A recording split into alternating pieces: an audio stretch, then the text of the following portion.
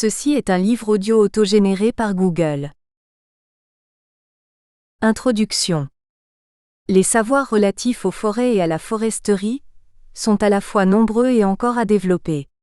Depuis les observations, descriptions et expérimentations des grands naturalistes du XVIIIe siècle et le développement d'une recherche forestière au XIXe siècle, les progrès scientifiques ont été considérables.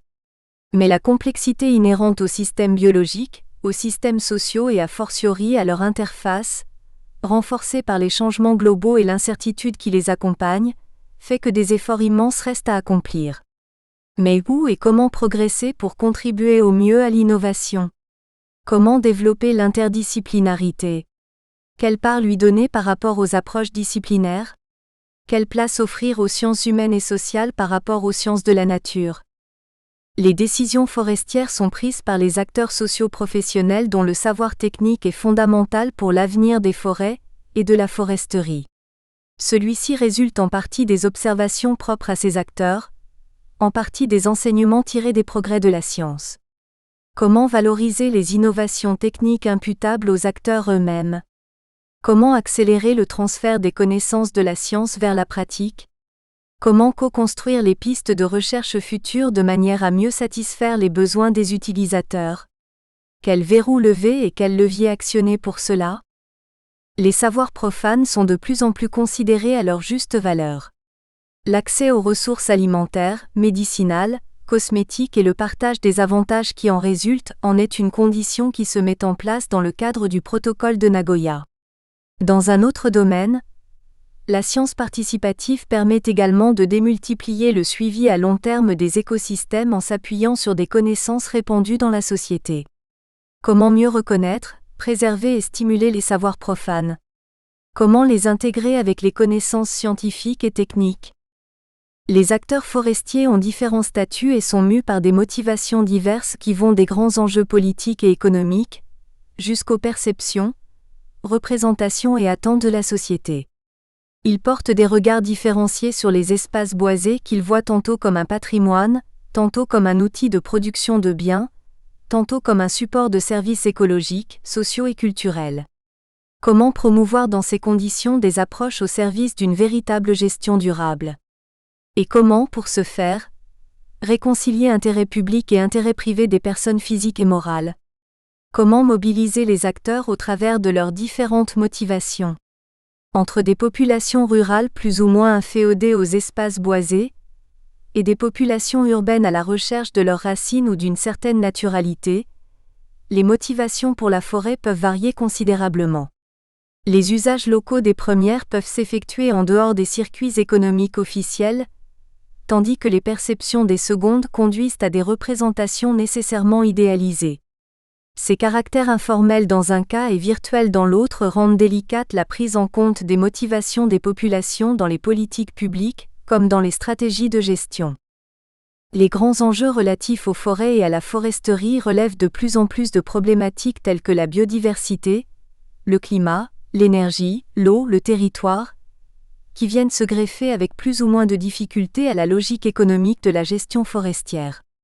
Elles dépassent largement le cadre forestier, à tel point que se trouve posée la question de la nature, de la place et de la cohérence des politiques forestières dans un contexte environnemental multipolaire, et par conséquent aussi des liens entre politique environnementale et économique de la forêt.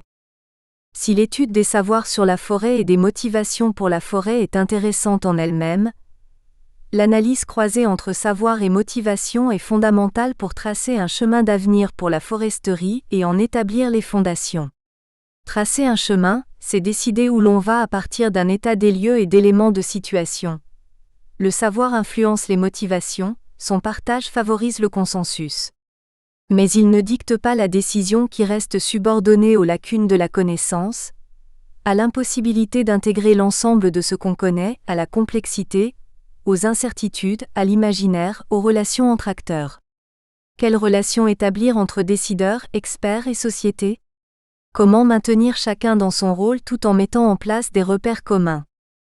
Organiser les approches stratégiques, c'est mettre en place une gouvernance adaptée, développer la participation, favoriser les consensus, laisser se développer les controverses dans un cadre constructif, prendre et mettre en pratique des décisions. Quelle gouvernance pour les forêts et la foresterie ? Ce sont ces questions que ce livre en 3 parties tente d'éclairer. La première partie traite des savoirs profanes et des représentations sociales. La deuxième se focalise sur l'animation et la participation à l'échelle du territoire. La troisième s'inscrit quant à elle dans le champ de la politique et de la gouvernance. Partie 1. Savoir profane et représentation. Comme écosystème social et symbolique, les forêts font l'objet de diverses représentations sociales. Elles portent des enjeux humains parfois contradictoires et en conflit. Les ruraux et les urbains, les propriétaires privés et publics, les détenteurs de savoirs traditionnels et les experts des sociétés technoscientifiques défendent et exploitent leurs forêts, ils en vivent et y vivent. Les représentations sociales liées à la forêt sont donc sans surprise diverses et nombreuses. La forêt change à la mesure du regard que nous portons sur elle. Les modes de gestion et les préférences que nous avons la transforment, la bouleversent parfois. Chapitre 1. Une analyse genrée des savoirs locaux concernant les ressources forestières au Moyen Atlas, Maroc. Zaïd Fatima. École nationale d'agriculture de Meknès, Maroc. Une compréhension du rôle du genre et de la manière dont il affecte la valeur intrinsèque des systèmes des savoirs locaux est cruciale pour la compréhension, l'interprétation et la diffusion des savoirs locaux. Banque mondiale 2003. Cet article s'inscrit dans cette idée et se veut une contribution à l'étude des savoirs forestiers locaux selon le genre au Maroc. L'objectif est d'analyser l'influence des rôles sociaux liés au genre sur l'accumulation, la mise en œuvre, la stratification interne basée sur la division sociale du travail et la transmission des savoirs traditionnels forestiers. L'étude a été menée dans le Moyen Atlas, à Tafraout Ntouga. Nous montrons que les responsabilités et rôles des hommes et des femmes sont distincts mais complémentaires dans la gestion des ressources naturelles et différencient souvent leur savoir écologique local. De plus, les femmes excellent dans le maintien de la tradition orale sur les ressources naturelles. La plupart des contes, proverbes, chants et rites liés aux ressources naturelles ont été collectés auprès des vieilles femmes. Enfin, la modernisation d'Édouard a introduit de nouvelles valeurs qui ont généré une forme de dysfonctionnement dans le système local de gestion des ressources naturelles. La disparition de ressources naturelles semble par ailleurs être à la base d'une déperdition de connaissances traditionnelles. Mots-clés. Savoir local, genre, ressources, forêt, Moyen Atlas, Maroc. Introduction. La montagne occupe une place importante dans les pays d'Afrique du Nord en général, et au Maroc en particulier. Au Maroc, elle couvre 21% du territoire national, soit plus de 15 millions d'hectares avec 4 grands massifs montagneux à savoir le Rif, le Moyen Atlas, le Haut Atlas, l'Anti-Atlas. Selon le recensement national de 1994, dernier à offrir des données sur les populations des montagnes, elle compte 47 habitants par kilomètre 2 en moyenne avec au total près de 6 900 000 habitants, soit 26,4% de l'effectif national. Un ensemble de 7,8 millions d'habitants, soit 30% de la population du pays en 1994, habitent dans la forêt marocaine, qui concerne 10 régions économiques sur les 16 que compte le pays. Ces habitants représentent dans leur majorité une population amazighe riche par sa culture, son héritage patrimonial, ses organisations socio-institutionnelles et ses pratiques de gestion des ressources naturelles et des affaires communes. À l'exception de la forêt de la Mamora, presque toutes les forêts marocaines se trouvent dans la montagne qui représente le château d'eau du pays. Elles renferment une véritable richesse en mines, minéraux, argent, en biodiversité, en paysages et en ressources naturelles et sont de ce fait les productrices de la richesse nationale. Actuellement, et vu l'importance de la montagne dans la structuration de l'espace marocain et dans l'économie nationale, des programmes et projets tentent le développement de nouveaux systèmes de gestion participative des connaissances et des savoirs locaux pour soutenir une cogestion intégrée des écosystèmes forestiers. L'objet principal de la recherche est d'étudier les savoirs locaux liés aux ressources forestières selon le genre. Plusieurs questions ont guidé ce travail. Quelle est la place des ressources naturelles dans l'histoire orale amazighe ? Quels sont les savoirs locaux détenus par les femmes et les hommes en relation avec la forêt? Quels sont les modes de transmission des savoirs locaux entre les générations? 1. Méthodologie. Nous avons choisi le Moyen Atlas comme espace d'étude car il présente un capital forestier central au Maroc, et sa population détient encore des savoirs locaux ancestraux qui ont pu être conservés. La province de Khénifra, située au cœur du Moyen Atlas, représente une superficie totale d'environ 1 341 000 hectares dont une grande partie est constituée de forêts et de parcours, terrains non cultivés de faible production végétale et utilisés pour le pâturage du bétail, alors que les terrains irrigués ne représentent que 49 000 hectares soit 3,65% de la superficie totale de la province. Elle a été choisie en raison de sa richesse en ressources naturelles, et de la richesse historique et culturelle de sa population amazighe. L'étude a été menée à Tafraout Ntouga, dénomination amazighe qui signifie grande surface d'herbe, qui est l'un des douars de Khénifra. Situé en pleine forêt, il relève de la commune rurale de Tizinchou dans la vallée de l'Oued El-Kis à l'est de Kérouren. Le nombre d'habitants est d'environ 300 répartis en 39 foyers. Nous avons réalisé auprès de cette population 76 enquêtes par questionnaire et 30 entretiens semi-structurés également répartis entre les hommes et les femmes. Sachant que les savoirs locaux sont liés à l'âge, la variable âge a été prise comme possible variable explicative.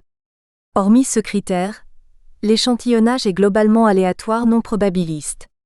Le questionnaire a été utilisé pour quantifier les savoirs locaux détenus par les femmes et les hommes, et les entretiens ont été réalisés pour apporter des explications complémentaires aux items du questionnaire. Nous avons eu recours à l'analyse statistique descriptive pour les questionnaires et à l'analyse de contenu pour les entretiens. Tafraout Ntouga se caractérise sur le plan économique par un système d'exploitation de type agropastoral, avec une dominance de l'élevage. L'agriculture constitue une activité principale pour la totalité des villageois. Elle est destinée à l'autoconsommation, et ses produits ne sont commercialisés qu'en cas d'excès ou de besoin d'argent. Les cultures principales sont les céréales, la pomme de terre et la pomme. Ce sont des cultures de base qui répondent difficilement aux besoins des foyers, à cause de l'exiguïté et du morcellement des parcelles agricoles.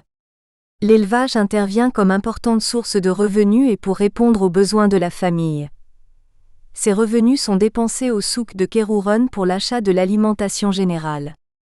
C'est aussi là que se fait la vente des moutons, des bovins et des produits laitiers. Le cheptel est à 70% alimenté sur les parcours en forêt et sur des terres incultes. L'accès au parcours n'est pas réglementé, sauf lorsqu'il y a une mise en défend. Le droit d'usage appartient aux habitants du douar et des douars avoisinants sans distinction. Cette zone de montagne est caractérisée par des hivers très froids et neigeux, qui enclavent la population et accentuent ses besoins en bois de chauffe. Pauvre, la majorité de cette population dépend étroitement des ressources de la forêt en tant que principale source d'énergie. Les ressources hydriques sont abondantes. On compte en effet 10 puits dans le douar. En plus des sources qui alimentent les champs irrigués, l'Oued El-Kis est proche du douar et les femmes y lavent le linge, le blé et la laine. 2. Les ressources naturelles dans l'histoire orale amazighe. La langue, la diversité culturelle et les modes de subsistance locaux constituent un corpus de connaissances qui s'est créé et a été expérimenté, sélectionné et accumulé au cours d'un long processus évolutif. La langue et la diversité culturelle sont aussi importantes pour l'humanité d'aujourd'hui et de demain que la biodiversité. Elles ne pourront être préservées que si elles demeurent en usage, comme ce devrait être le cas pour la biodiversité. Brush, 1996. C'est dans cet esprit que nous avons commencé par l'analyse et l'identification des ressources naturelles dans la langue et l'histoire orale amazighe. L'analyse de la tradition orale des Amazighes de ce douar s'est faite à travers le recueil des poésies, des contes et des proverbes, pour voir comment et de quelle façon les ressources naturelles sont perçues par les hommes et par les femmes. L'analyse comparée de cette tradition orale selon le genre a montré que les femmes connaissent bien mieux cette tradition orale sur les ressources naturelles que les hommes. La plupart des contes, proverbes, chants et rites liés aux ressources naturelles ont été collectés auprès des vieilles femmes et non des vieux hommes. L'analyse a montré que les ressources naturelles tant de la faune que de la flore sont très présentes dans la culture et la langue amazigh. En effet, l'Orabet ou Ahari signifie la montagne boisée, une locution chargée de contenu expressif très dense qui décrit aussi bien la topographie que la végétation par opposition à Tissot, montagne nue. Dans cette culture, la forêt est perçue comme un lieu de repos, grâce à son ombre bienfaitrice à Malu. Plaisir, c'est au pied d'un chêne ou tassaf que se rencontrent les amoureux. Dans un poème, le cèdre ou itiel est décrit comme étant le meilleur arbre dans la forêt. Cette caractérisation est souvent reprise dans la poésie et dans les proverbes, pour symboliser les niveaux de richesse entre les humains. Quant au peuplier ou sefsaf, il est le plus souvent synonyme de stérilité. Ceci apparaît quand le poète invite les enfants à y grimper, mais sans qu'ils s'attendent à en manger une de ses graines. Après l'époque coloniale, la forêt n'est plus représentée de la même manière. L'État central a décrété que tout arbre non planté de la main de l'homme serait sa propriété. La forêt est alors devenue le paradis perdu, et un lieu d'affrontement entre les ramasseurs de bois et le forestier, Bouahari en amazigh. Un poème parle de la mise en défense du cèdre en soulignant que la prison est le sort de celui qui en coupe une feuille, Ouattab 2005. Pour illustrer davantage l'exploitation de la forêt, certains poèmes évoquent l'état d'âme triste et abattu du chêne vert assailli par la hache du bûcheron. Cette hache dont le manche est en chêne comme le raconte un autre poème. Concernant la faune, les animaux de la forêt sont très présents dans cette culture et font l'objet de nombreux poèmes, contes et proverbes.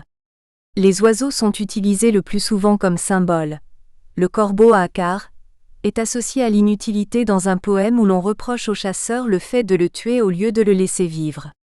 Dans le conte The Rizarbax, Déplume-moi, je suis pressé, raconté de façon différente par les femmes et les hommes, la chauve-souris, Ajdidnid, incarne l'image de l'impatience et la chouette, Taoukt, symbolise l'intelligence et la sagesse. Ce conte raconte l'histoire d'un homme riche qui, en voulant faire plaisir à sa femme, demande un lit et un coussin en plumes d'oiseau.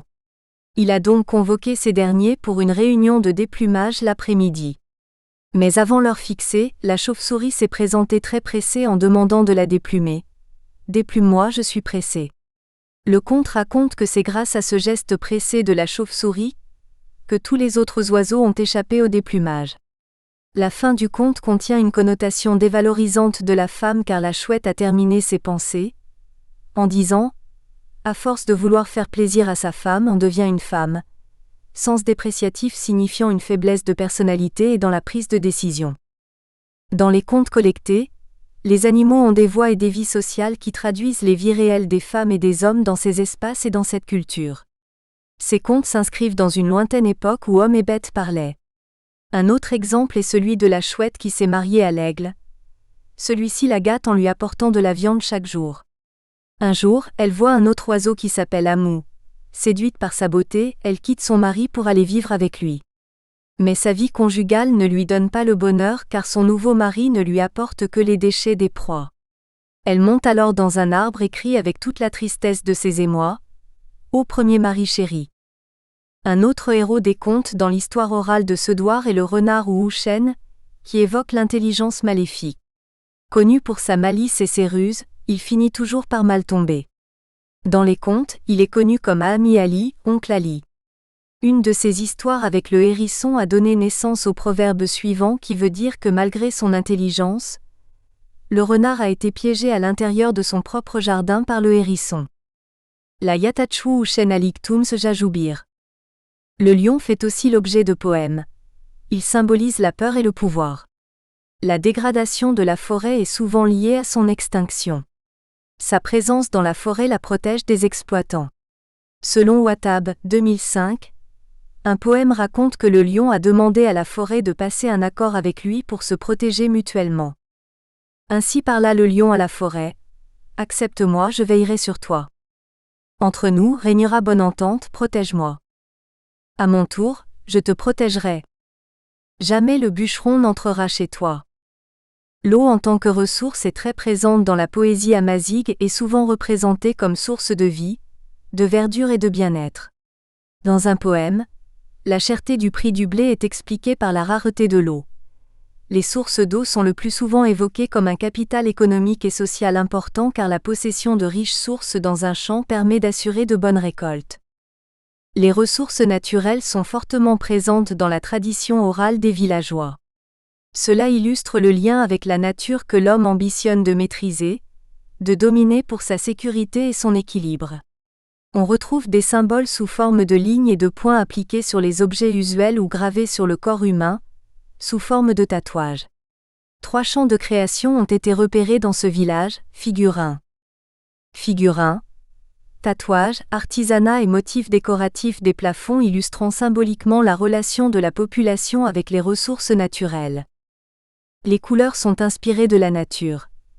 Les motifs sont représentés par des lignes en zigzag qui symbolisent les cours d'eau, la pluie et la fertilité des arbres et des fleurs, ou par des lignes de différentes formes illustrant les montagnes ou par des cercles qui renvoient symboliquement à la terre. 3. Savoirs locaux selon le genre. 3.1. Savoirs liés à la flore et à la faune.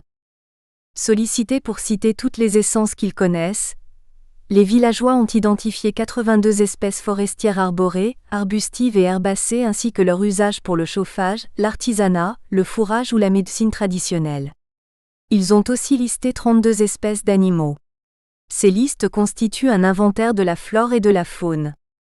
Les figures 2 et 3 distinguent la contribution respective de différentes catégories à cet inventaire, selon l'âge et le genre. Figure 2, proportion d'espèces de la flore identifiées selon le genre et l'âge, J, jeune, A, adulte, V, vieux, F, femme, H, homme. La connaissance des espèces des arbres et des plantes par les femmes adultes est très importante. Elles ont pu identifier 88% des espèces inventoriées par la population du village. Cette identification est liée principalement à la prédominance des plantes médicinales dans les activités de cueillette qui sont exclusivement féminines. Ce groupe de femmes adultes a reconnu également 70% des animaux et oiseaux listés par la totalité des villageois, alors que la chasse est pratiquée uniquement par les hommes. Ce qui a mené à nous poser la question suivante: dans quelle mesure l'activité pratiquée peut être ou non un facteur de détention du savoir? Les femmes, en réponse à notre question, ont dévoilé que la connaissance des animaux et des oiseaux provient essentiellement de la culture et de l'environnement dont elles s'imprègnent quotidiennement, et aussi de la communication orale des informations avec les hommes. Les hommes connaissent plus le cycle de vie, la dynamique des populations, le comportement migratoire, ainsi que la distribution territoriale et temporelle de la faune. Figure 3, proportion d'espèces de la faune identifiées selon le genre et l'âge, J, jeune, A, adulte, V, vieux, F, femme, H, homme. Les adultes, hommes et femmes, ont listé 63% des espèces végétales partagées entre les arbres utilisés pour la collecte du bois de feu et le fourrage, et les plantes fourragères. Ils ont identifié la totalité des animaux, des oiseaux et des insectes listés. 38% des essences d'arbres ont été citées par les jeunes hommes tandis que les jeunes filles n'en ont listé que 34%.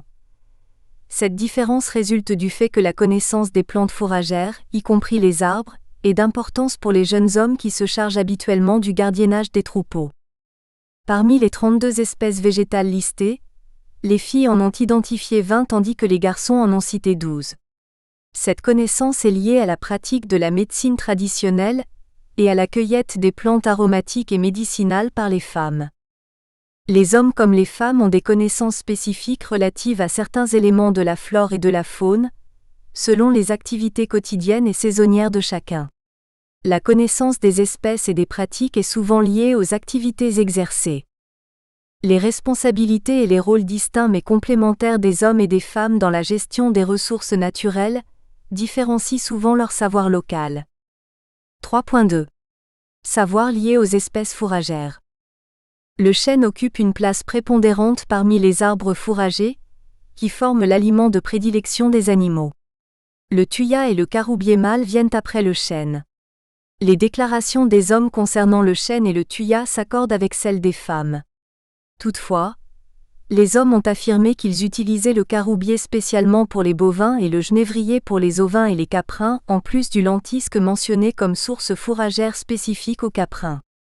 L'alimentation basée sur les feuilles des arbres identifiés s'étend sur toute l'année car ces arbres se caractérisent par un feuillage persistant. La demande s'accentue pendant la saison froide ou pendant une disette alimentaire. Selon Ali Friki et Genin 2015, sous des climats montagnards caractérisés par des hivers assez rudes comme c'est le cas dans la région d'études, la sédentarisation de la population est en grande partie assurée par les ressources fourragères foliaires fournies par les arbres, aussi bien conifères, surtout des cupressacées, genévriers et thuyas de Berbérie que feuillus comme le chêne vert et le frêne dimorphe. Le genévrier de la région est un arbre à aiguilles, moins adapté pour l'alimentation bovine et ovine, alors que le lentisque est une espèce rare dans la zone, c'est pourquoi il est recensé par un nombre restreint d'éleveurs. Les herbes vivaces qui se développent pendant le printemps et l'été dans les forêts et les zones avoisinantes du Douar constituent des ressources fourragères dont les atouts sont incontestables pour les différents types de bétail. Les hommes connaissent plusieurs espèces végétales telles que le thym ou le romarin, qu'ils considèrent comme source d'alimentation tant pour les ovins que les bovins et les caprins. Ne pratiquant pas le gardiennage, les femmes n'identifient que 2 espèces de fourrage. Les hommes détiennent plus de savoir sur les ressources alimentaires sauvages et spontanées que les femmes. L'explication vient du fait que ce sont les hommes qui se chargent du pâturage en forêt. Du fait que les parcours sont parfois éloignés, le pâturage est généralement une activité des hommes, Mailly 2010. Ce qui explique cette finesse dans les connaissances des espèces fourragères convenant au bétail. Les femmes détiennent aussi une part considérable des savoirs liés à l'élevage et à l'entretien des animaux.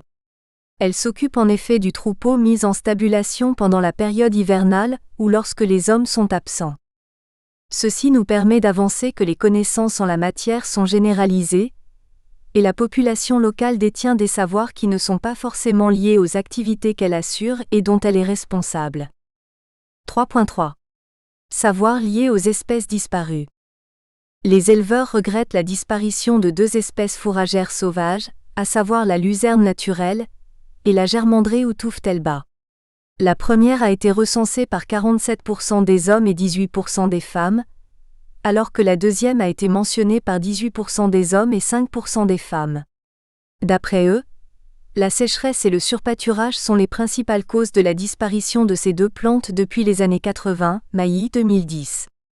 Leur utilité résidait dans l'engraissement et la production du lait. Leur disparition oblige les éleveurs à acheter des suppléments et à cultiver de la luzerne. La population souhaite que les espèces disparues réapparaissent et que les herbes fourragères et les feuilles soient abondantes, notamment le chêne qui présente une source d'alimentation pour le bétail et de bois de chauffe. 52% des hommes et 55% des femmes pensent que des précipitations suffisantes et l'absence de gelée sont les conditions indispensables à la croissance des espèces sauvages destinées à l'alimentation du bétail, et avouent l'importance de l'exploitation raisonnée et du contrôle des parcours forestiers dans la croissance et la régénération des plantes spontanées. 3.4. Savoir lié au bois. Le domaine forestier représente une source de production de bois très diversifiée. Son rôle est incontestable à la fois pour le chauffage et la cuisson.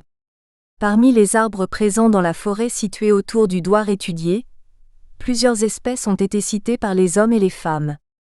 Leur importance réside dans leur qualité de combustion, leur abondance et leur facilité d'acquisition. Tableau 1. Tableau 1, espèces préférées pour leur bois selon le genre.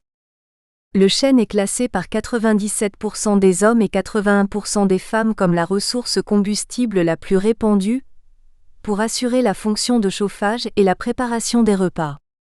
Ce type de bois est préféré en raison de sa bonne inflammabilité, et pour son feu qui chauffe et dure longtemps. Le caroubier mâle fait aussi l'objet de collecte et d'utilisation comme bois du feu. Ce produit est apprécié par 71% des hommes et 58% des femmes. Quant au thuya, il est évoqué par 84% des femmes et 47% des hommes. Ces 2 espèces occupent la 2e place en matière de préférence car leur allumage est facile, mais leur feu ne dure pas longtemps. L'analyse des préférences entre les femmes et les hommes montre que les considérations des femmes sont raisonnées en fonction de la qualité et de la durée de persistance du feu produit par le bois. Quant aux hommes, le classement est essentiellement tributaire de l'abondance de l'espèce et de la facilité de son acquisition. 4. Transfert et perception des savoirs selon le genre. La transmission des savoirs locaux est un processus fondamental garant de leur préservation. On constate cependant que le résultat est aléatoire et incertain, car il est basé sur des pratiques sociales et un mode oral de communication. Il est donc intéressant de comprendre les mécanismes de transmission, ce qui peut également être utile si l'on cherche à intégrer les savoirs locaux dans les programmes de développement. La langue locale amazigh joue un rôle essentiel pour maintenir et transmettre les savoirs et les représentations culturelles, comme illustré au tableau 2. Tableau 2. Nom amazigh des certaines plantes et leur signification. Élément constitutif de l'identité, la langue véhicule les perceptions de la nature et des ressources naturelles et représente le premier support des savoirs traditionnels. Dans la culture amazigh, la plupart des connaissances sont transmises sous forme de contes ou de légendes comportant des métaphores et une terminologie spécifique. Il y a par exemple à Tafraout Ntugat des plantes qui portent des noms faciles à retenir du fait que leur dénomination est l'illustration de ce qu'elles représentent visuellement, ou qu'elles renvoient à des images auxquelles elles ressemblent dans la nature. Les savoirs et les pratiques relatifs à l'exploitation de la forêt et de ses produits reflètent des formes d'adaptation de la population avec le milieu physique, les conditions climatiques et la situation économique. Ils sont fondés essentiellement sur l'expérience et basés sur les ressources et les moyens disponibles. Ils émergent à travers l'expérimentation et se transmettent par les mythes et les légendes. Celui qui détient le plus ce savoir dans le douar a une importance reconnue au sein de la communauté locale. Les savoirs locaux identifiés sont tous ancestraux et hérités des générations passées. L'enquête auprès de la population a montré que l'observation, la pratique et l'assistance aux différentes activités liées au rôle attribué aux hommes et aux femmes sont les principaux modes de transfert des savoirs détenus par les parents. Les enfants sont impliqués dès leur jeune âge dans les différentes activités pratiquées par la famille.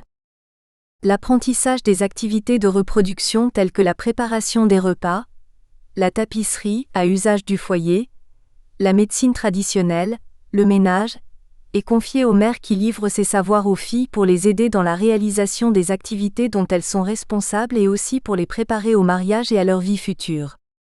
Après le mariage, d'autres responsabilités s'ajoutent à la liste des activités des filles qui continuent à apprendre pour assurer leurs nouvelles fonctions, à travers l'observation des pratiques de leur mari et de leur belle-mère. Le rôle de ces dernières dans le transfert des savoirs et savoir-faire est plus important lorsqu'il s'agit d'une belle-fille qui n'est pas originaire du douar. Il s'agit en effet de lui inculquer aussi bien le savoir que la culture qu'elle sera elle-même responsable de transmettre par la suite. Dans cette région du Moyen Atlas, la considération envers la femme et sa reconnaissance sociale sont très étroitement liées à la réussite de la transmission des savoirs à ses filles et belles-filles qu'elle a été en mesure d'effectuer. En assistant aux travaux assurés au sein de l'exploitation familiale, les garçons apprennent les savoirs et les savoir-faire maîtrisés par leur père comme l'agriculture, l'élevage, la collecte du bois. Les garçons sont dispensés des travaux féminins. Toutefois, l'observation et le mode de transfert oral permettent aux garçons de comprendre l'utilité et les propriétés de certaines tâches féminines sans les pratiquer, et de même pour les femmes.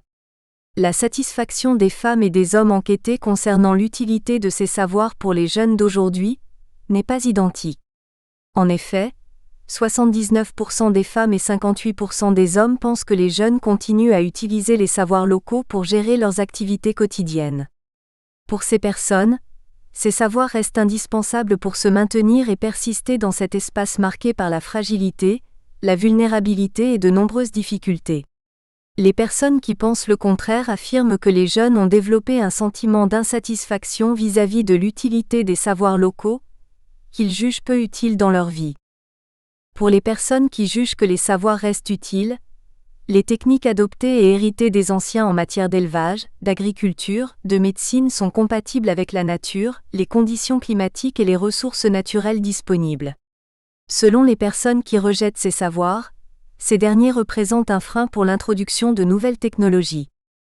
Les filles sont plus motivées que les garçons pour apprendre les savoirs et les pratiques quotidiennes de leur mère. Pour elles, ce sont les compétences que chaque femme doit acquérir pour bâtir un foyer, le gérer, avoir une position dans la société et des chances de se marier, et réussir sa vie d'épouse et de mère. Si je ne maîtrise pas comment préparer le pain et les repas, approvisionner en eau, allumer le feu et assurer le ménage, personne ne va accepter de m'épouser, nous déclare une jeune fille de 16 ans. Les garçons se trouvent à leur tour obligés de poursuivre le modèle des ancêtres, car c'est est le seul modèle qui peut assurer la subsistance en l'absence d'autres alternatives. Généralement, les garçons n'ont pas de motivation propre pour apprendre les techniques et les pratiques de leurs parents, mais ils les apprennent par la force des choses et au fur et à mesure de leur participation aux différentes tâches. On cherche le changement, mais nous n'avons pas de choix, nous sommes obligés de travailler avec les moyens disponibles pour assurer notre survie, nous déclare un jeune homme appartenant au groupe des satisfaits. Il juge que ces savoirs sont utiles nécessaires, mais sa satisfaction supposée trahit clairement qu'il n'est guère satisfait. Le groupe des personnes qui nient l'utilité des savoirs locaux explique sa prise de position par le faible revenu dégagé par les activités traditionnellement pratiquées et la pénibilité qui leur est associée. Les jeunes sont ambitieux, veulent changer, améliorer leur situation difficile et introduire d'autres activités plus rémunératrices. Mais les jeunes sont paresseux, détestent les activités pénibles liées à notre mode traditionnel de vie, ils cherchent une vie facile et moderne, nous déclare une femme de 47 ans. La participation des enfants aux activités quotidiennes offre des opportunités pour la discussion et l'échange entre les générations, et représente la principale voie de transmission des savoirs et des techniques traditionnelles.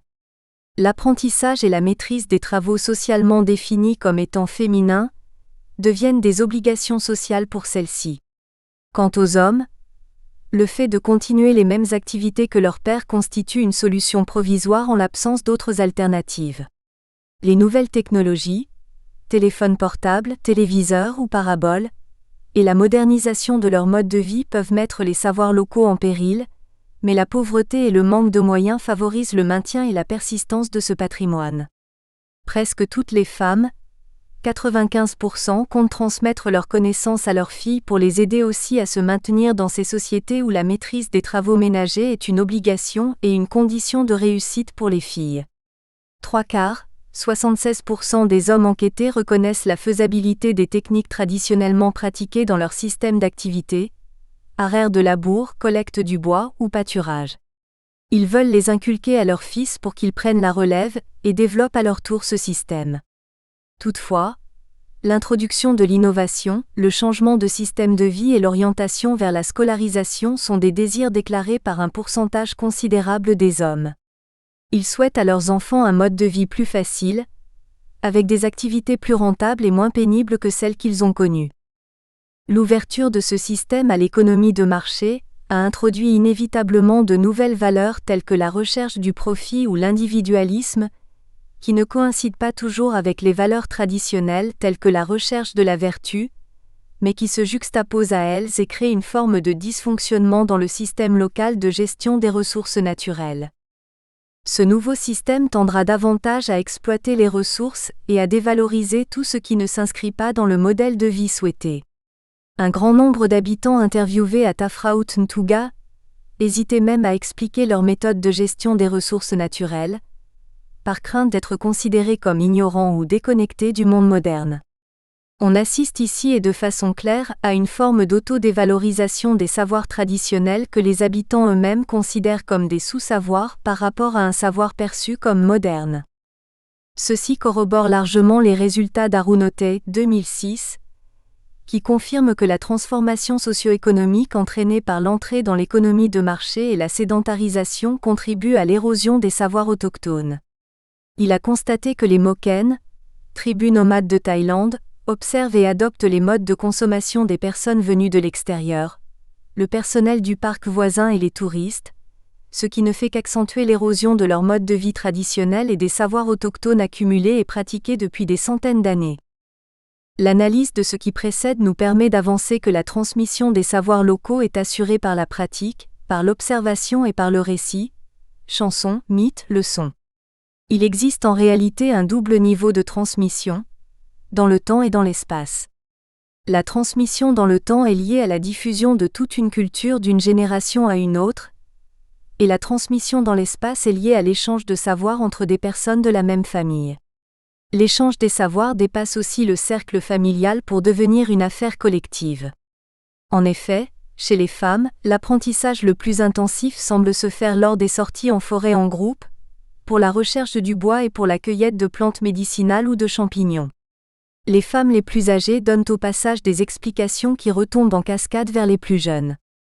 Quant aux hommes, c'est lors des sorties dans la forêt, les champs, le souk et lors des compétitions de chasse entre les tribus qu'ils apprennent aussi le plus.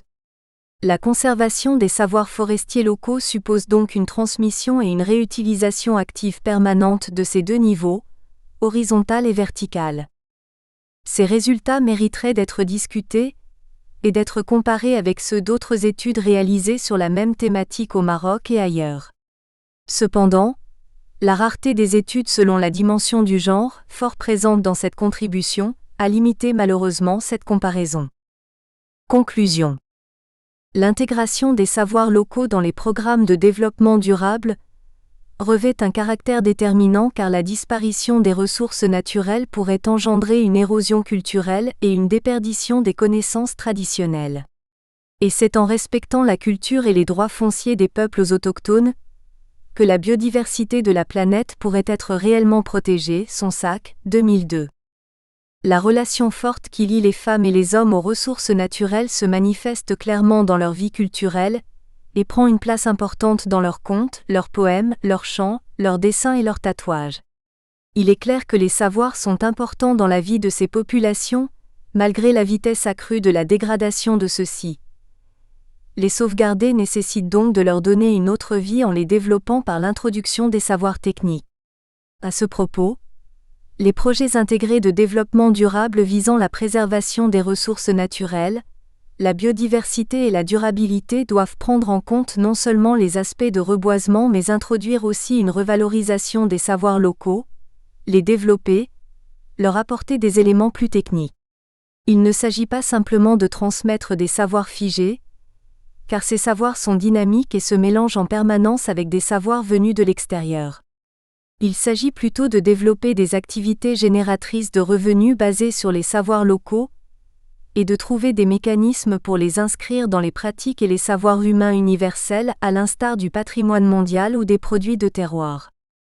Une institutionnalisation des savoirs locaux doit faire l'objet de programmes culturels ou d'éducation environnementale.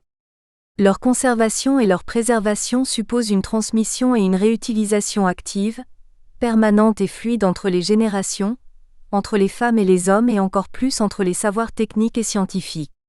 Pour ce faire, des efforts institutionnels doivent s'inscrire dans cette logique et se traduire sous forme de programmes de consolidation, de formation, d'adaptation et de perfectionnement à travers la prise en compte des savoirs dans des programmes de développement, de conseils agricoles et de sensibilisation surtout pour les jeunes afin de garantir une meilleure pérennisation de ces savoirs. La prise en compte des savoirs locaux sous l'angle du genre peut aussi offrir des avantages certains à travers le développement des connaissances et l'amélioration des possibilités de développement en agriculture et en environnement, selon les femmes et selon les hommes. Car elle fournit des informations de détail mais de taille comme les techniques culturales, les comportements agronomiques des sols, des plantes, des arbres, la dynamique des écosystèmes ou la conservation génétique des espèces locales. De telles informations sont extrêmement utiles pour la compréhension des risques de dégradation environnementale. Bibliographie. Alifriki, M. Genin, d. 2015. Les arbres et des usages, savoirs locaux, terroirs et gestion des espaces forestiers. Le LMIMEDITER, au Maroc. INEX Marseille Université et la Méditerranée, défis et coopération scientifique, colloque international, 12 au 13 février 2015, Marseille. Arunote, N. 2006. Les savoirs traditionnels des Moken, une forme non reconnue de gestion et de préservation des ressources naturelles. Revue internationale des sciences sociales, 187, 145 à 158. Banque mondiale, 2003.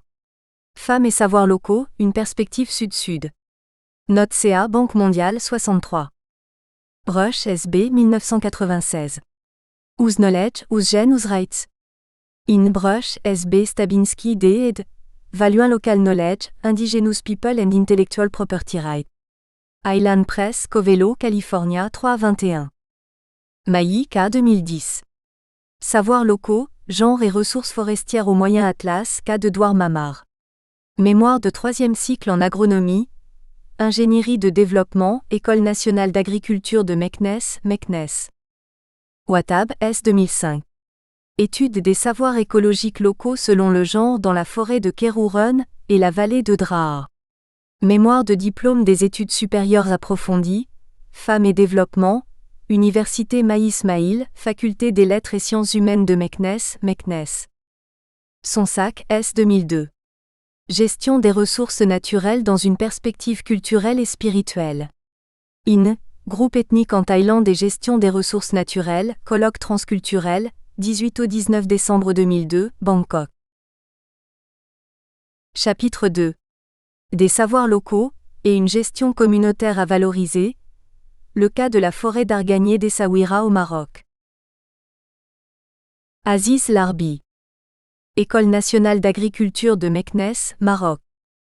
L'Arganrais est un écosystème particulier du sud-ouest marocain disposant d'une biodiversité animale et végétale spécifique, dont l'élément central est l'arganier, arbre endémique multifonctionnel offrant de multiples services aux populations locales.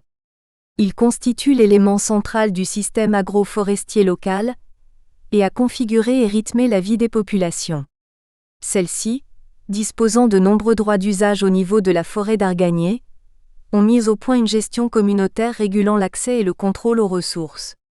Cette gestion et le fonctionnement du système agroforestier témoignent de la possession par ces populations de savoirs et savoir-faire locaux, ayant perduré de génération en génération. Toutefois, ces savoirs n'ont pas été assez étudiés pour pouvoir les valoriser dans les projets de sauvegarde de l'Arganrais, bien que, depuis des décennies, les savoirs locaux fassent l'objet d'un intérêt croissant à l'échelle internationale de la part de la communauté scientifique et des autres acteurs et institutions internationales. Mots-clés. Savoir local, Arganier, Arganrais, Essaouira, Maroc. Introduction. L'intérêt pour les savoirs locaux est croissant à l'échelle internationale, de la part de la communauté scientifique et des autres acteurs et institutions internationales. Cet intérêt procède, pour une part non négligeable, de ces liens précédemment démontrés avec le développement et avec la conservation de la nature, Agrawal 2002. En fait, confrontées à des réalités écologiques, les populations locales ont développé des connaissances appréciables sur les modalités d'utilisation et de gestion des ressources naturelles à leur disposition.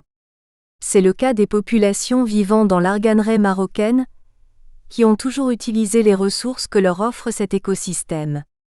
Elles ont fait de l'arganier Argania spinosa squilel, arbre endémique du sud-ouest marocain, le pivot de leur système agraire, en plus de l'élevage et de la céréaliculture. On estime que près de 90% de l'économie rurale locale dépend du système agroforestier de l'Arganier, Libert et al. 2011. Ces populations sont donc largement dépendantes de cet écosystème dont elles utilisent traditionnellement tous les produits, que ce soit comme aliments pour l'homme et pour le bétail, comme source d'énergie ou dans les recettes médicinales ou cosmétiques. Pour l'utilisation de ces ressources, elles ont mis en place une gestion coutumière particulière de l'écosystème. La gestion et le fonctionnement du système agraire sont le fruit de savoirs et savoir-faire locaux transmis de génération en génération. Ces savoirs incluent un système de classification, un jeu d'observations empiriques sur l'environnement local et un système d'autogestion de l'utilisation des ressources, Johnson, 1992. Ces savoirs n'ont cependant pas été assez étudiés et connaissent même une érosion, Aziz et al. 2013. Leur valorisation est pourtant importante pour tout projet de conservation de l'écosystème Arganrais, de plus en plus menacé de dégradation. C'est pourquoi nous nous proposons d'identifier et d'analyser les savoirs relatifs aux 3 éléments du système agroforestier local, arganier, céréales et élevage, ainsi que ceux relatifs au mode de gestion de la forêt d'Arganier. 1. Méthodologie. 1.1. Présentation de la zone d'étude.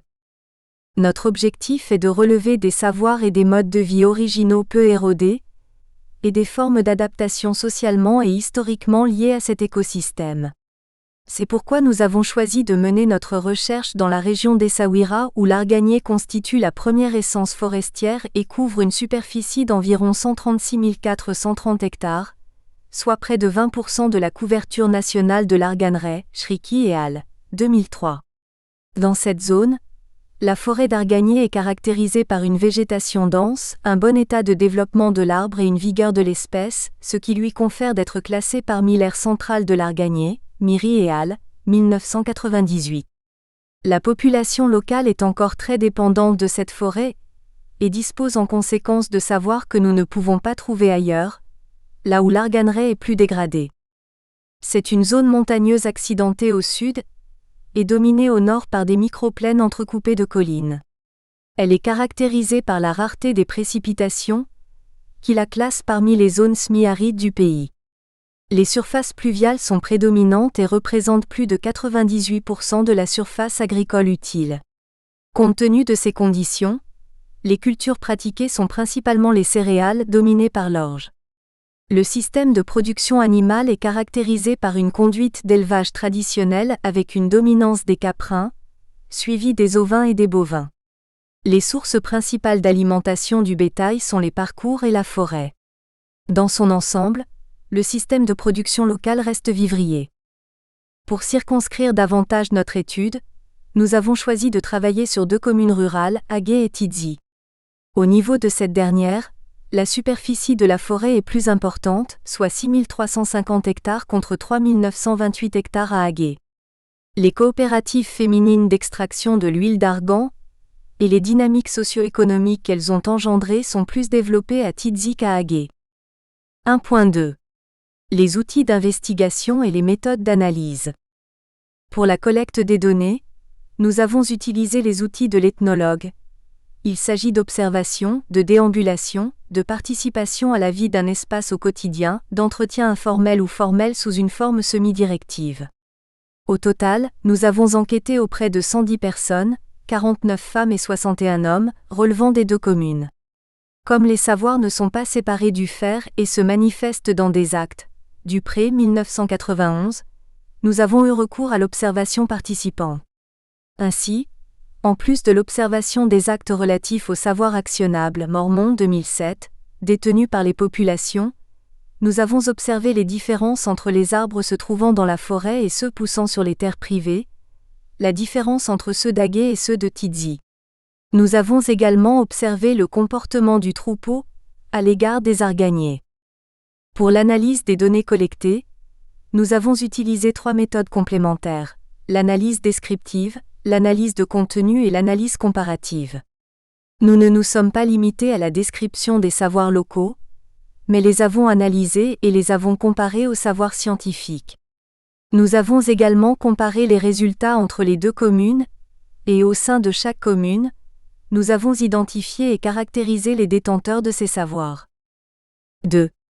Les multiples usages et fonctions de l'arganier et de ses produits. L'arganier est un arbre qui offre aux populations locales un grand nombre de services et permet diverses utilisations. Pour nos enquêtés, ses feuilles servent comme fourrage pour le troupeau alors que la pulpe de ses fruits, aligues, est offerte comme aliment complémentaire au bétail. Le tourteau, Sagmouna, issu de l'extraction de l'huile d'argan est utilisé pour l'engraissement du bouc, du mouton et des bovins. Le bois mort, ainsi que la coque des fruits sont utilisés pour la cuisson.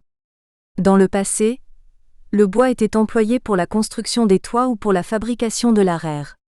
Ces rameaux épineux, ifrigues, sont utilisés pour clôturer les parcelles privées.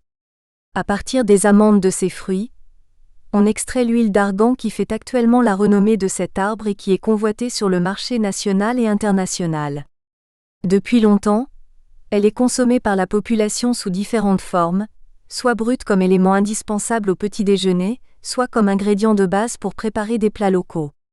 Cependant, pour diverses raisons, notamment la marchandisation des produits de l'arganier et ses conséquences sur la vie socio-économique locale, les transformations de la société locale, la scolarisation des enfants, plusieurs de ces utilisations ont disparu ou sont en voie de disparition. Le bois de l'arbre n'est plus utilisé ni dans la construction de toits ni dans la confection d'outils de travail agricole. L'huile d'argan n'est que rarement consommée par les locaux qui préfèrent la vendre vu son prix attrayant. Les recettes et pratiques de la cosmétique et la pharmacopée traditionnelle sont délaissées au profit des produits pharmaceutiques. En plus de ces multiples usages, l'arganier a de multiples fonctions. D'un point de vue écologique, il s'est parfaitement adapté aux sols peu fertiles et au climat de la région.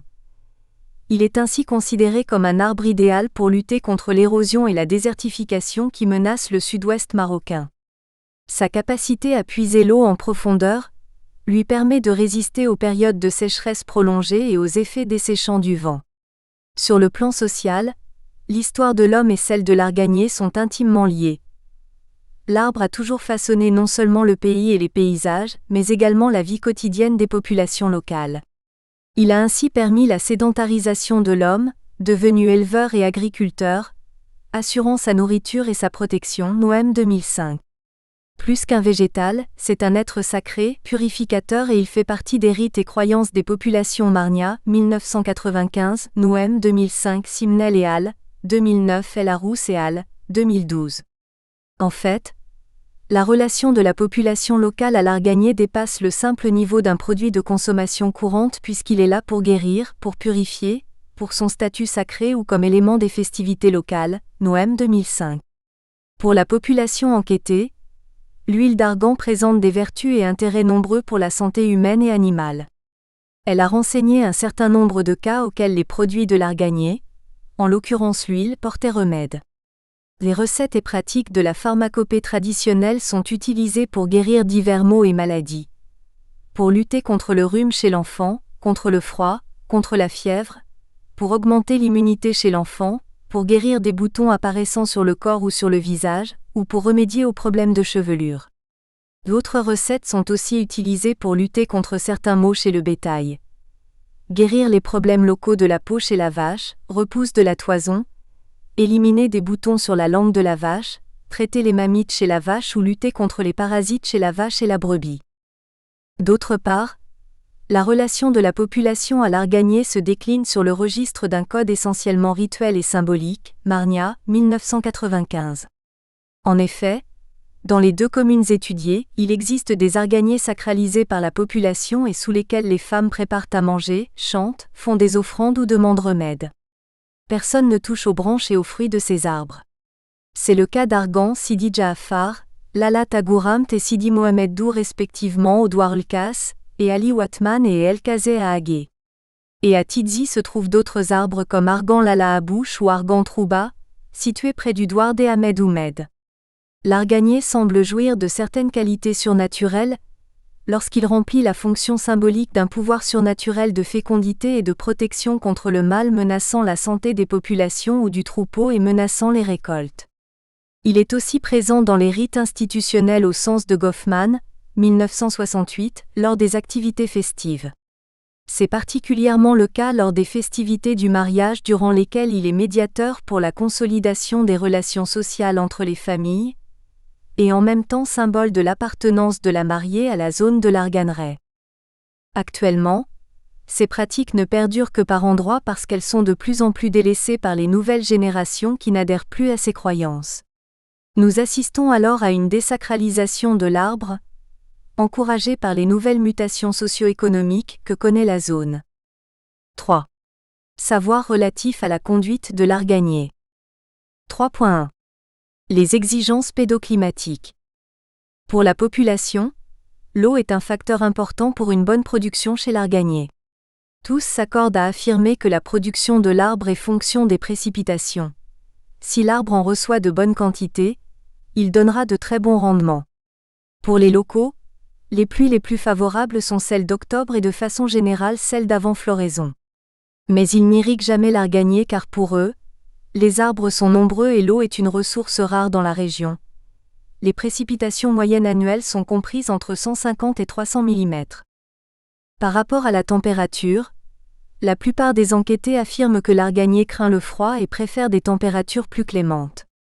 C'est ce qui a été démontré par les études fréquentielles du climat local qui ont montré que la température moyenne du mois le plus froid est comprise entre 3 et 7 degrés Celsius, Noëm 2005.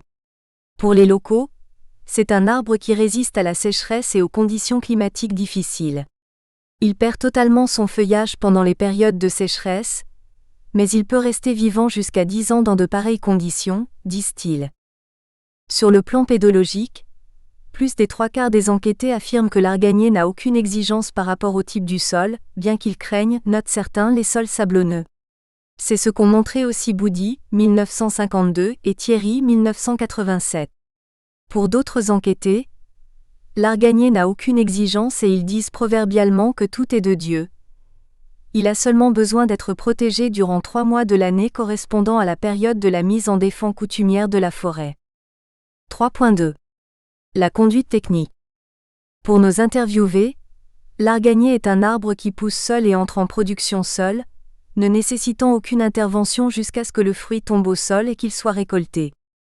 C'est un arbre de Dieu ou un don de Dieu. Il ne le considère pas comme relevant de l'arboriculture et estime donc qu'il ne nécessite aucune technique culturale, ni irrigation, ni fumure, ni taille. Ainsi, ils affirment tous n'avoir jamais irrigué l'arganier. Pour eux, il suffit qu'il pleuve abondamment une fois par an pour que cet arbre produise.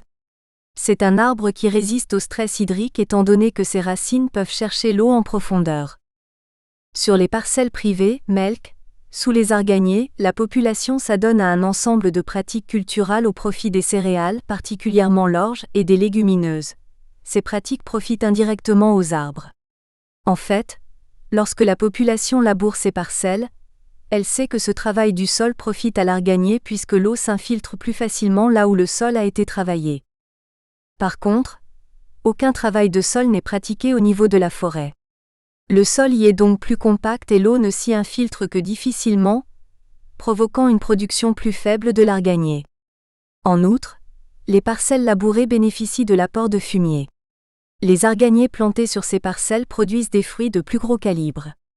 En plus, d'après les femmes, les fruits provenant de ces parcelles travaillées sont plus faciles à concasser. Par rapport aux maladies de l'arbre, nos enquêtés déclarent que l'arganier n'en connaît pas et n'est attaqué par aucun ravageur. C'est ce qui est confirmé par Miri et al. 1998, qui affirme que l'arganier n'est attaqué par aucune maladie cryptogamique et que seule la mouche des fruits, Ceratiti capitata, peut affecter ses fruits. C'est plutôt le vent que connaît souvent la région qui provoque des dégâts importants à l'arbre. Le dépressage, qui consiste à éliminer les rejets ayaoun, qui apparaissent autour du tronc principal de l'arbre, n'est appliqué qu'aux arbres se trouvant sur les terrains privés.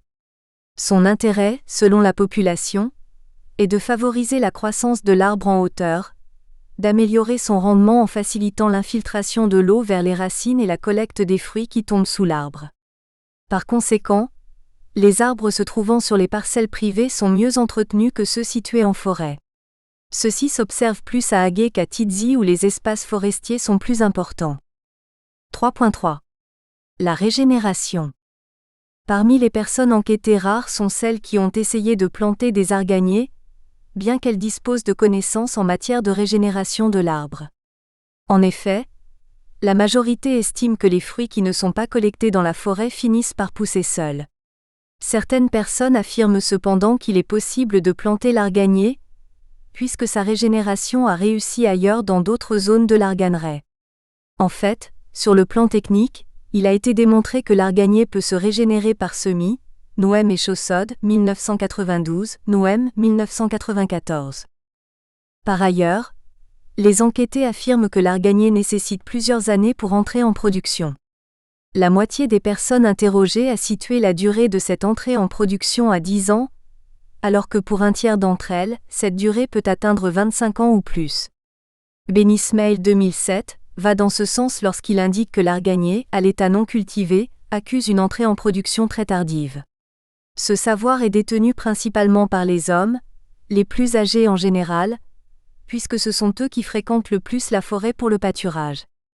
De même, ce sont eux qui s'occupent des activités agricoles et observent ainsi l'état de développement des arbres.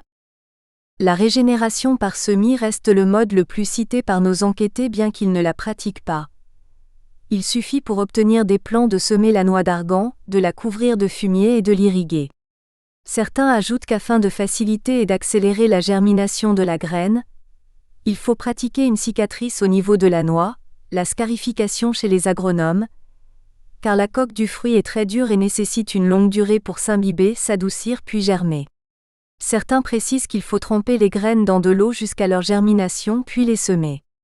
Sur le plan scientifique, le trempage de la graine dans l'eau est aussi utilisé en pépinière forestière, Noem 2005. Afin de réussir le semis, la grande majorité des interviewés, formés d'adultes et de vieux, insistent sur le choix des graines à semer. Le sens de la graine est également à prendre en compte lors du semis. Sa partie mince doit être orientée vers le haut. Pour certains, la régénération peut se faire par bouturage. Ce mode de multiplication est possible selon Myrie et al. 1998, si des conditions spécifiques sont réunies. Un matériel végétal juvénile et des conditions de propreté rigoureuses pour préserver les boutures des attaques de champignons.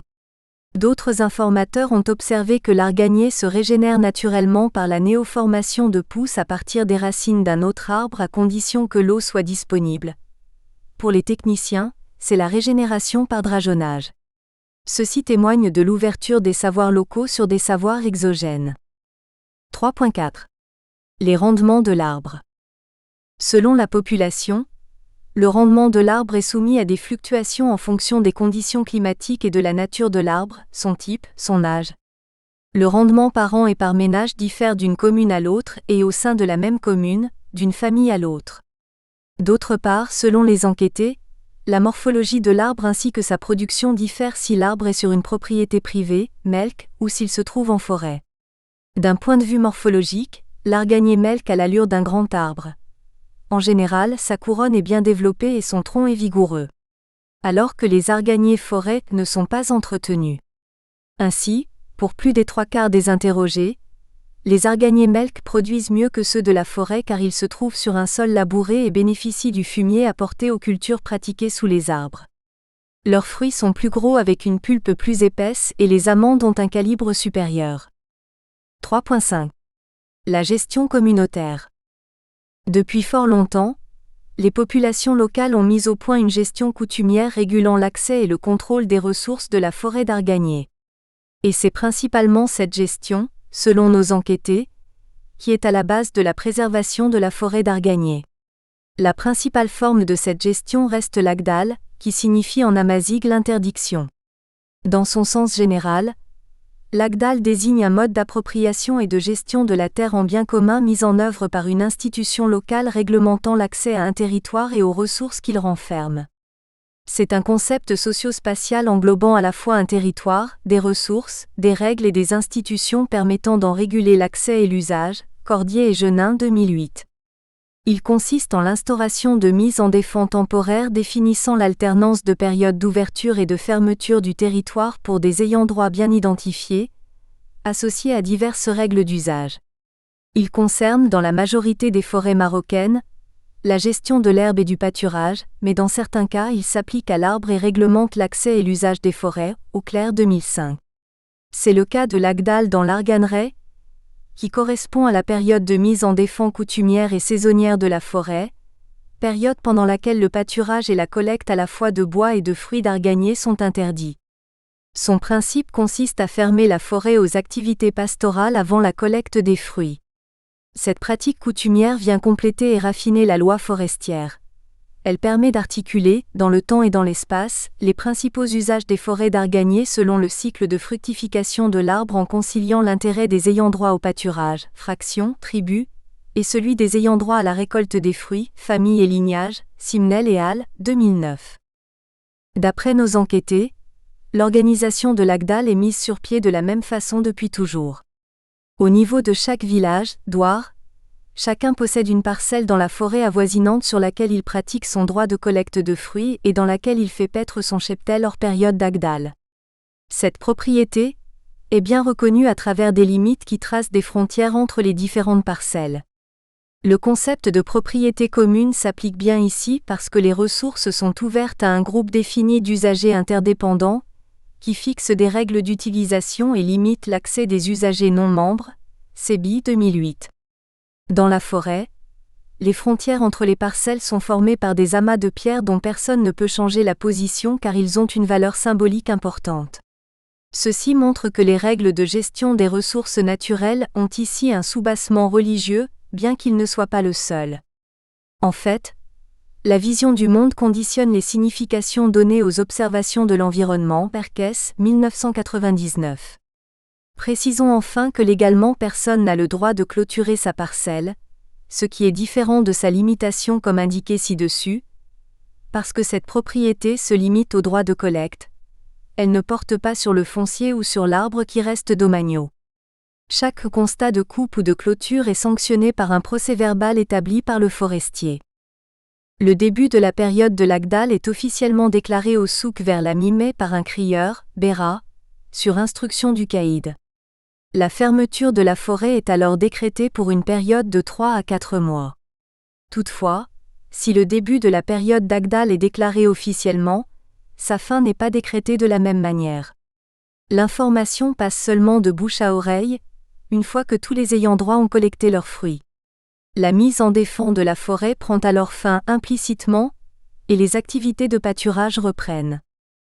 Parallèlement au territoire couvert par l'Agdal, on trouve le moucha qui est un espace ouvert à tout le monde et où les gens sont libres de pâturer et de collecter les fruits, s'il y en a, tout au long de l'année.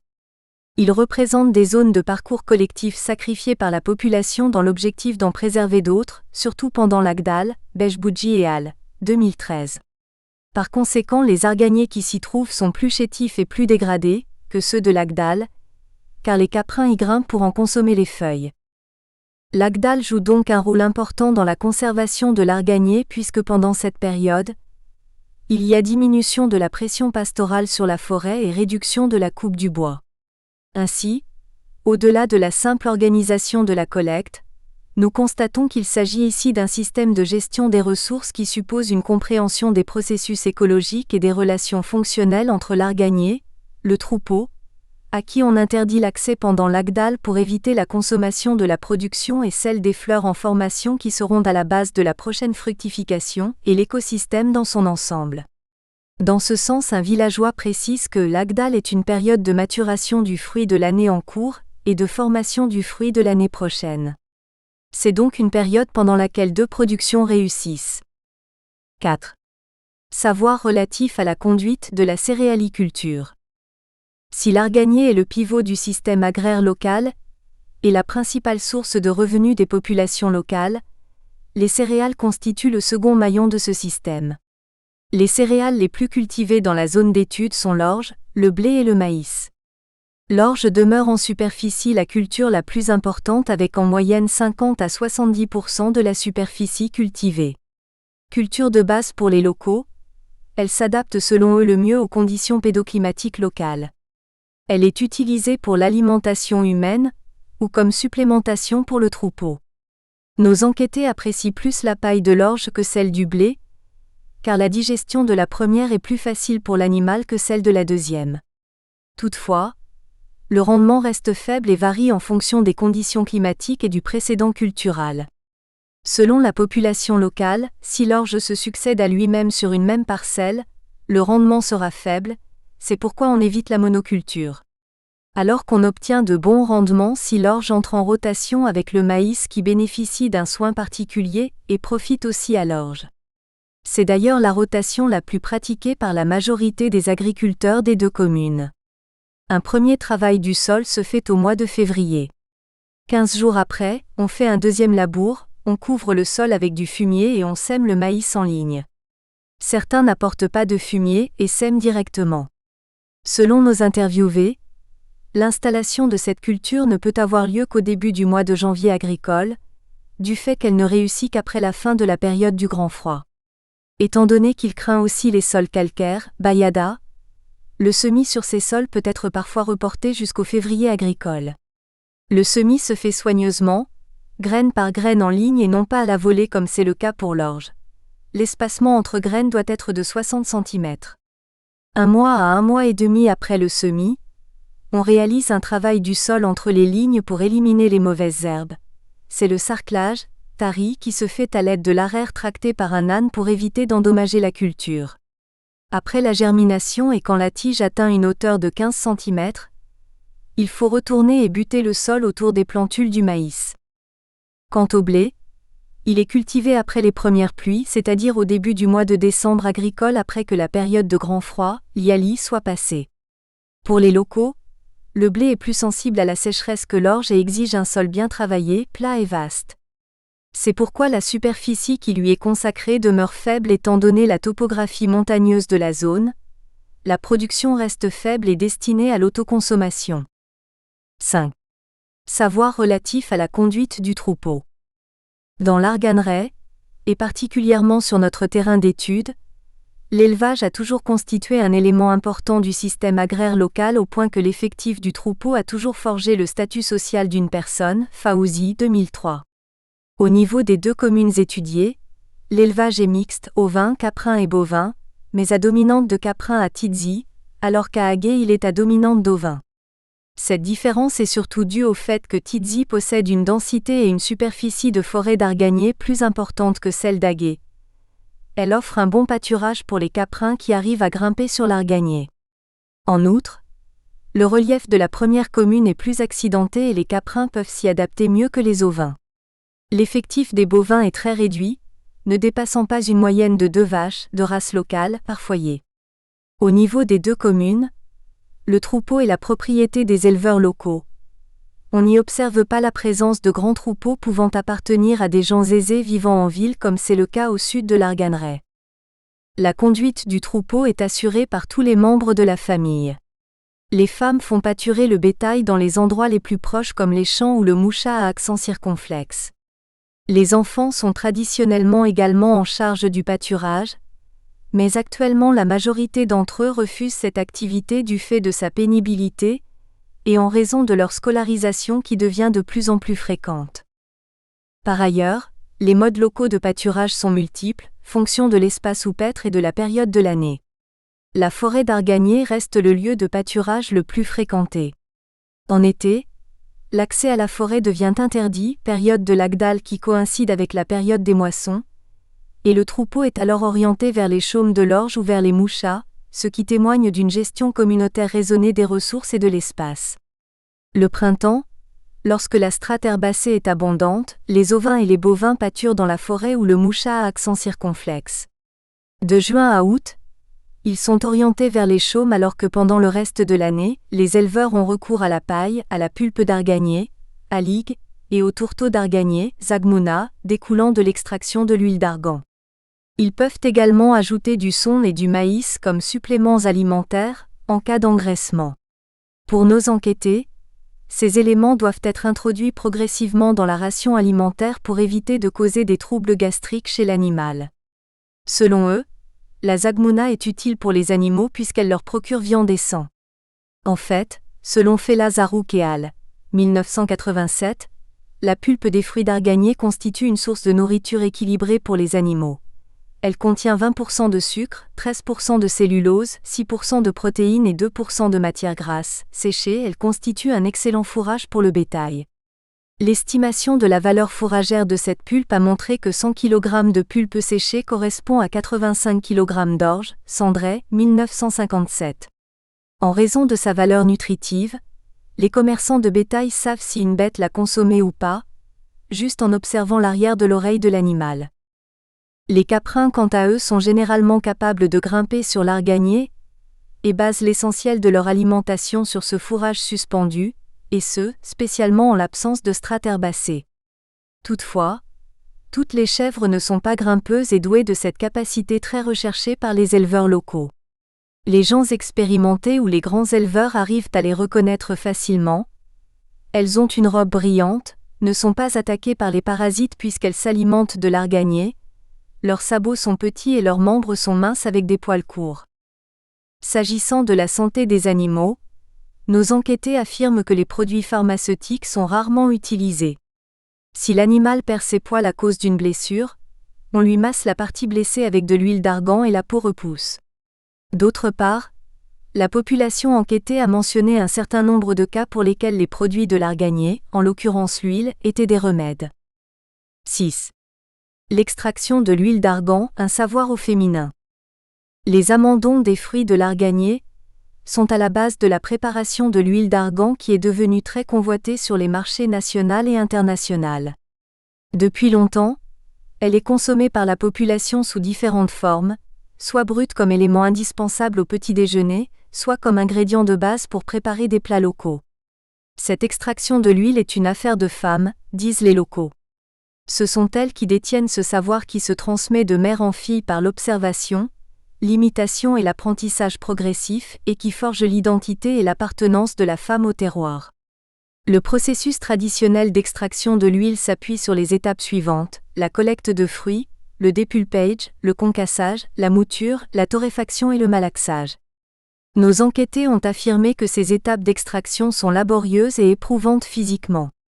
Leur degré de pénibilité diffère d'une femme à l'autre, bien que la plupart de nos interviewés trouvent que, de manière générale, les étapes d'extraction sont toutes difficiles, passant de la collecte des fruits jusqu'à l'obtention du produit final.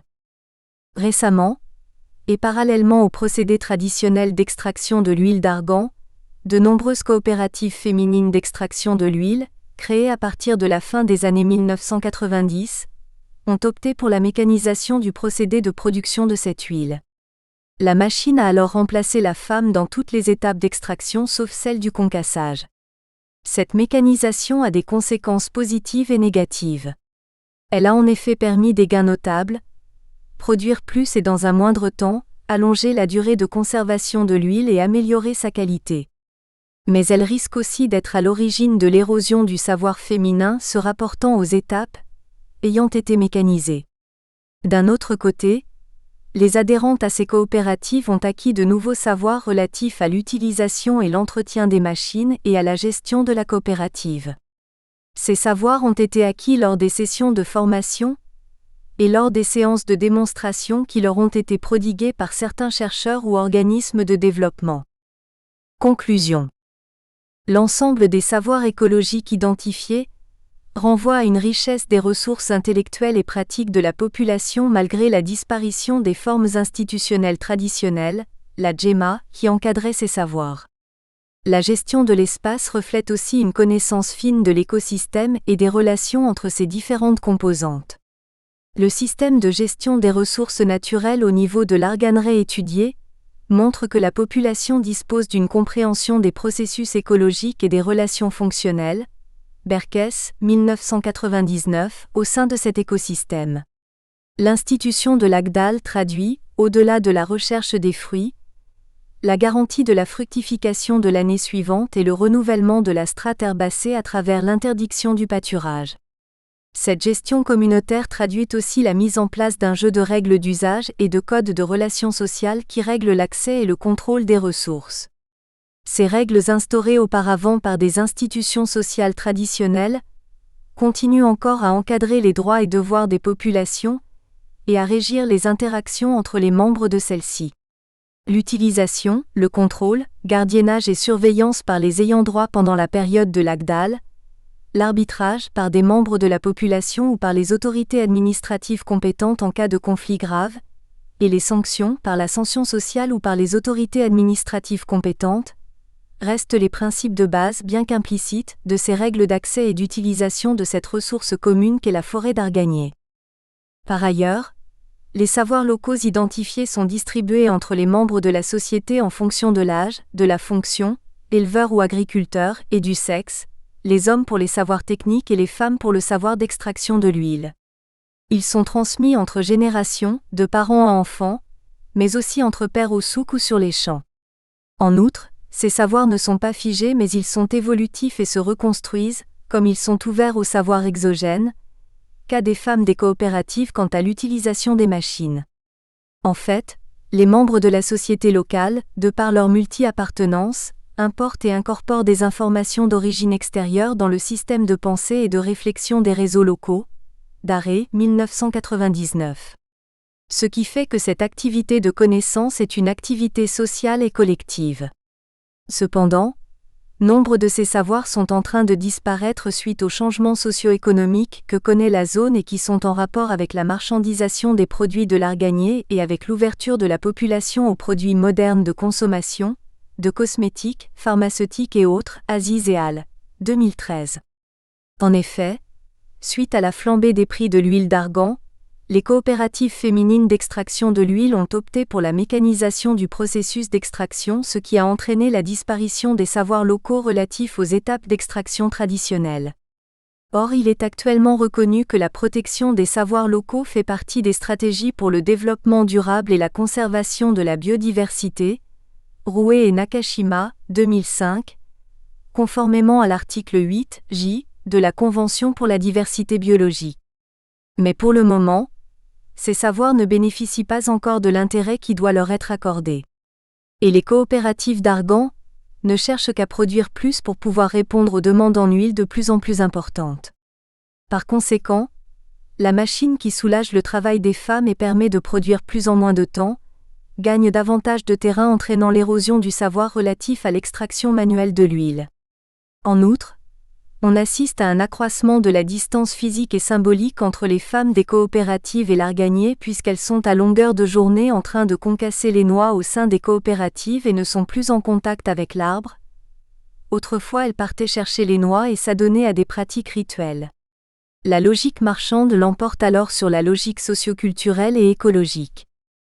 Les autres savoirs relatifs au système agraire local connaissent aussi une érosion. En fait, la reconversion du caprin vers l'ovin à Haguet risque de faire perdre le savoir relatif à la conduite de la première. Nous espérons que vous avez apprécié cet aperçu. Pour continuer à écouter ce livre audio sur Google Play Livres, utilisez le lien dans la description de la vidéo.